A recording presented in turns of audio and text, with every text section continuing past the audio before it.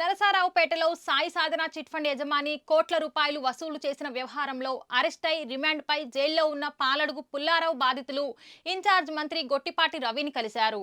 Chit fund బాధితులంతా కొన్ని రోజులుగా సమావేశాలు ఏర్పాటు చేసుకుని తమకు న్యాయం చేయాలని మంత్రిని కోరారు. దీంతో స్థానిక ఎమ్మెల్యే అరవింద్ బాబు బాధితులతో కలిసి హోంమంత్రి అనితను కలవటానికి వెళ్లారు. సిట్ ఏర్పాటు చేశారని, బాధితులకు ప్రభుత్వం అండగా ఉంటుందని ఆయన భరోసా ఇచ్చారు. పిల్లల చదువు కోసం, పెళ్లిళ్ల కోసం దాచుకున్న డబ్బును ఇలా దోచుకోవటం వ్యవస్థల్ని దెబ్బతీయటమే అని ఎమ్మెల్యే తెలిపారు.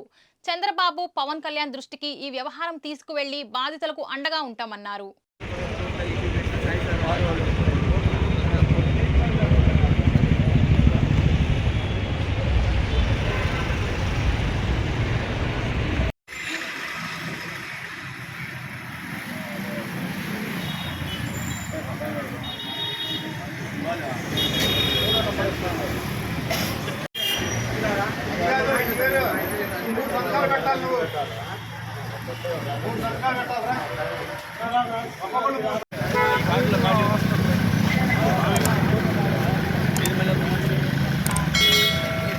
మీడియా సోదరులకు ధన్యవాదాలు తెలియజేస్తూ, మరి నరసరావుపేట పట్టణంలో గడిచిన 20 రోజులుగా సాయి సాధన చిట్ ఫండ్ పుల్లారావు గారి మరి క్యాంప్లో అందరూ కూడా ఎంతోమంది, కొన్ని వేల మంది బాధితులు ఉన్నారు.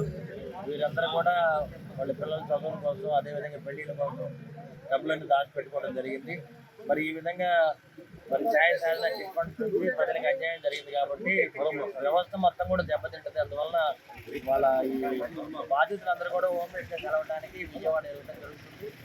మరి ఆల్రెడీ ఈ కేసుని సిట్కి అప్పచెప్పారు కాబట్టి దీంట్లో ఐజీ గారు, ఎస్పీ గారు, డిఎస్పీ గారు అందరూ కూడా సహకారం అందజేస్తున్నారు. అదేవిధంగా హోమ్ మినిస్టర్ గారు కలిసి మరి వారికి తగిన న్యాయం చేయమని కోరడానికి అందరూ కూడా వెళ్ళడం జరుగుతుంది. అదేవిధంగా నిన్న మన ఎనర్జీ మినిస్టర్ గారు గొట్టిపాటి రవికుమార్ గారు వచ్చినప్పుడు కూడా వారిని కలవడం జరిగింది. వారు కూడా వీళ్ళందరూ కూడా అండగా ఉంటారని చెప్పడం జరిగింది. కాబట్టి ప్రభుత్వం పూర్తిగా బాధ్యత తీసుకుంటుంది. ప్రభుత్వం పూర్తిగా ఎవరైతే బాధితున్నారో వాళ్ళందరికీ అండగా ఉంటుంది. ఎవరైతే దీంట్లో ప్రజలకు అన్యాయం చేయడానికి ప్రయత్నం చేస్తారో వాళ్ళు శిక్షార్హులు అని చెప్పి ప్రభుత్వం తెలియజేస్తుంది. నారా చంద్రబాబు నాయుడు గారు కానీ, పవన్ కళ్యాణ్ గారు కానీ, అదేవిధంగా హోమ్ మినిస్టర్ గారు అందరూ కూడా పోలీస్ వ్యవస్థ మరి బాధితులందరూ కూడా అండగా ఉంటుందని చెప్పి మీడియా ముఖంగా తెలియజేస్తున్నాము.